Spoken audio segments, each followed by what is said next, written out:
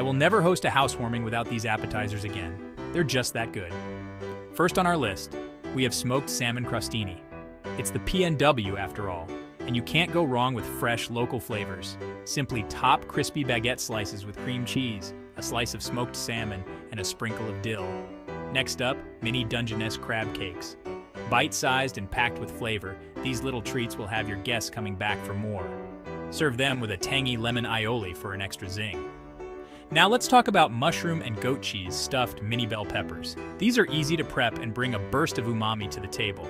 Just stuff mini bell peppers with a delicious mix of sautéed mushrooms and creamy goat cheese. And who could forget bacon-wrapped dates? These sweet and savory bites are always a hit. Wrap pitted dates with a slice of bacon, bake until crispy, and watch them disappear. Finally, let's end with a PNW cheese platter. Fill it up with local cheeses, fresh berries, and nuts. It's a simple yet elegant way to round out your appetizer spread. There you have it, folks. With these appetizers, your housewarming party will be the talk of the town.